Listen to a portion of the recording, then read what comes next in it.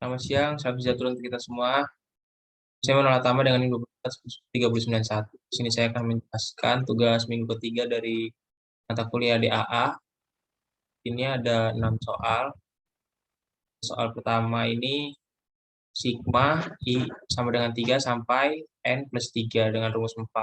Ini 4 ini kan bisa disama dengankan jadi 4 kali 1. Jadi 4 ini pindah ke depan, satunya tetap di semula. Jadi kalau kayak gini udah bisa pakai rumus yang pertama. 4-nya ditaruh depan baru dikalikan dengan rumus pertama. Setelah dikali-kalikan dan dihasilkan hasilnya sama dengan 4N plus 4. Selanjutnya pada soal kedua ini dengan sigma batas bawahnya I sama dengan 3 sampai batas atasnya N plus 1. Sini rumusnya I plus 5. I plus 5 ini bisa kita pecah jadi sigma I dan plus sigma 5 gitu. Nah, sama kayak yang pertama, sigma 5 ini kan bisa jadi 5 kali 1, jadinya 5-nya di depan, satunya tetap. Ini masuk ke soal ke rumus yang nomor 1. Sementara sigma ini bisa pakai rumus yang nomor.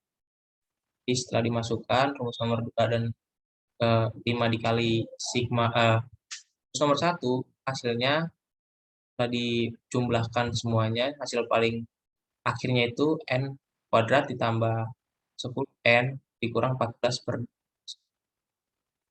Selanjutnya soal nomor 3 ini dengan batas bawahnya 0, batas atasnya N-1, lalu rumusnya I plus 1 kuadrat.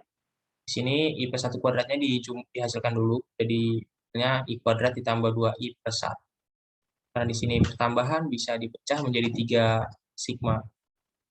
Yang pertama ini jadi sigma I kuadrat, yang kedua 2I, yang ketiga ini 1. Nah, yang pertama ini bisa pakai rumus ke yang 3. Terus sigma 2 ini bisa kita rombak lagi, manipulasi lagi, jadi 2 ini pindah ke depan, jadinya sisanya 2 dikali sigma I. Nah, sigma ini bisa pakai rumus yang kedua. Selanjutnya sigma 1 bisa pakai rumus yang pertama. Di rumus yang ketiga ditambah dengan 2 kali rumus yang kedua ditambah rumus yang pertama. Setelah dijumlah-jumlahkan, hasil akhirnya itu sama dengan N pangkat 3 ditambah 5 per 3. Gitu. Selanjutnya soal nomor 4. Soal nomor 4 ini batas bawahnya J sama dengan 1. N ini batas atasnya N.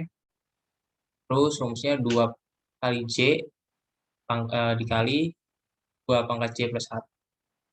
Ini setelah dipecahkan jadi 2 kali J dikali 2 pangkat J dikali 2 pangkat 1, 2 pangkat I.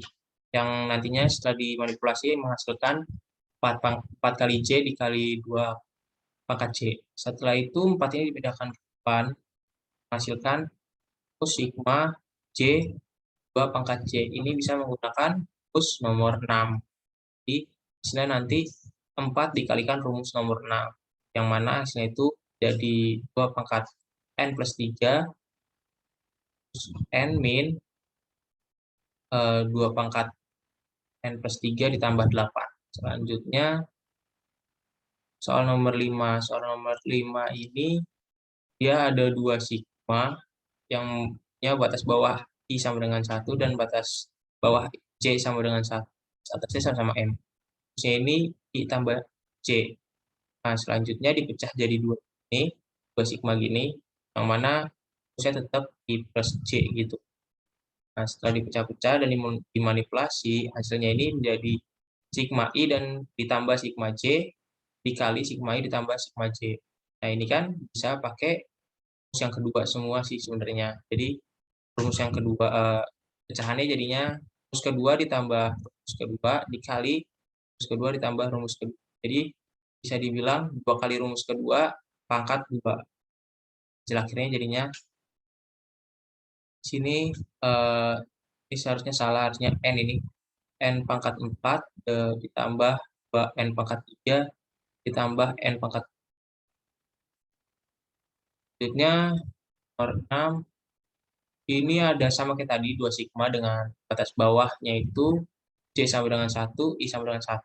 Dengan rumus I kuadrat.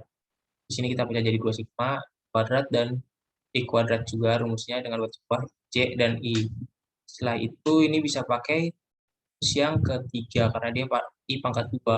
Jadi sama dengan rumus yang ketiga pangkat 2, digituin aja. Setelah itu dihasilkan, hasil akhirnya itu sama dengan 4N pangkat 6 ditambah 12N pangkat 5 ditambah 13N pangkat 4 ditambah 6N pangkat 3 plus N pangkat 2 per 30. Sekian presentasi dari saya. Tidak ada kesalahan kata atau kurang tulisan. Saya mohon maaf. Terima kasih telah menyaksikan video ini.